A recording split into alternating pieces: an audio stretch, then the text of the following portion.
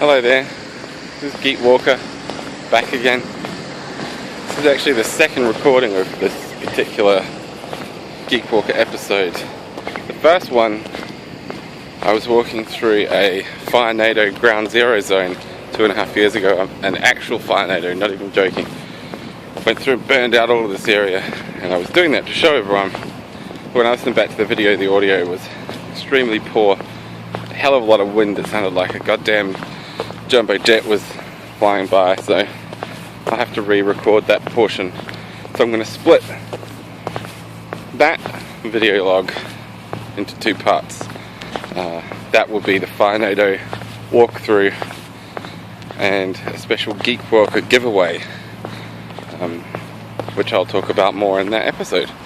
So if you're interested in finding out exactly what a Geekwalker giveaway is, you'll have to subscribe to the channel and watch that video, won't you? The second part of that video log talks about two things, which I'm going to cover here.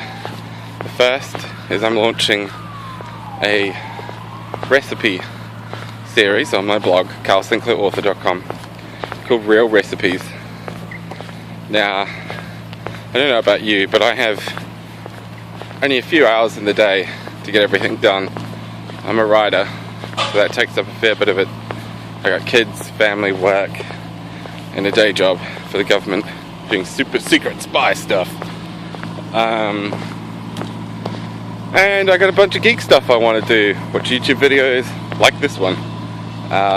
And play games and read shit. And I don't have time to spend ages cooking. I certainly don't have time to source fancy superfoods, or so-called superfoods, or make pretentious things like an almond milk milkshake or kale chips. I am old-fashioned. I actually used to be a chef, so I can cook pretty much anything. But for my family, I choose healthy, quick, fast options for the meals that doesn't take a lot of hit to your budget or your time bank. And I'm going to start sharing some of those. Not all of them healthy, so don't worry. David Wright, there will be some awesome options for you and others out there. To kind of avoid this whole superfoods bullshit. You know what a superfood is? To me, it's not all this other crap that people are telling you need to eat. It's a goddamn potato. Do you know how much you can do with a potato? A lot. Another one, egg. An egg. Do you know how many things you can make with an egg? That's super. Kale and all the other shit, not super. Broccoli. Blech. Anyway. So look out for that one. The first recipe will be coming to the blog. And it is a 5-minute chocolate self-saucing pudding. That's right. You heard me right. 5 minutes.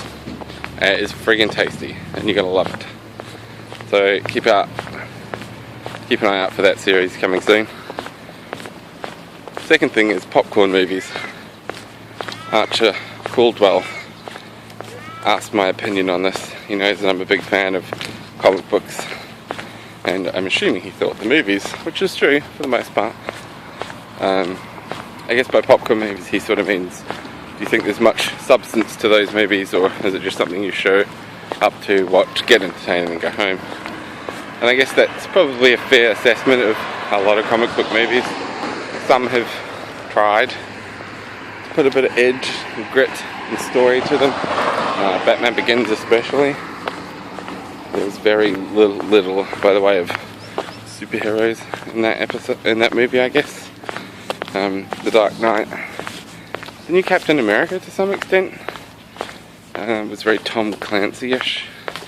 And then you've got the ones that have just been literally made because you can imagine toys spinning off from it, etc. Amazing Spider-Man 1 and 2, terrible. Sony this should be just, I don't even know what to say, just atrocious. That Catwoman abomination, among others. Iron Man 2, terrible. The latest Superman movie, Man of Steel, 3 hours of Zod and Superman smashing into each other and destroying everything. yeah, not interesting because we don't give a shit about either character. I actually kind of wanted Zod to win. Superman sucks. You don't give him a character, you give no reason for people to actually like and want to defend him or support him, and it's just terrible. So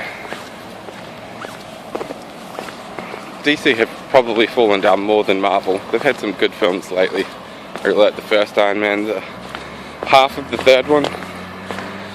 I've liked the Thor movies and the Captain America films, and the first one was kind of iffy, but the Avengers was very good.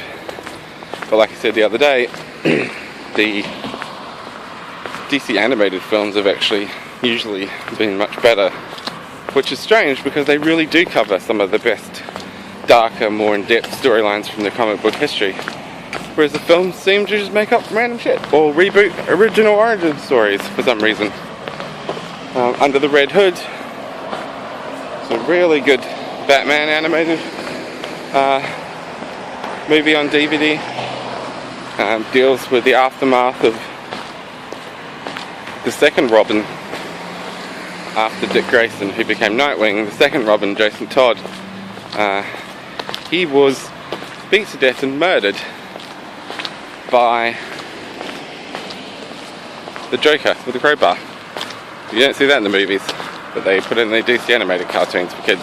I guess they're not for kids, but you know what I mean. And the most recent one that I talked about the other day, Son of Batman, same thing. Lots of murder. Damian Wayne, member of the League of Shadows, Bruce Wayne's son, randomly killing a bunch of people. People getting burned to death. You see that in the movies? No, not really. So DC are there, but only halfway. They need to put it in live action. They need to cover the really good storylines.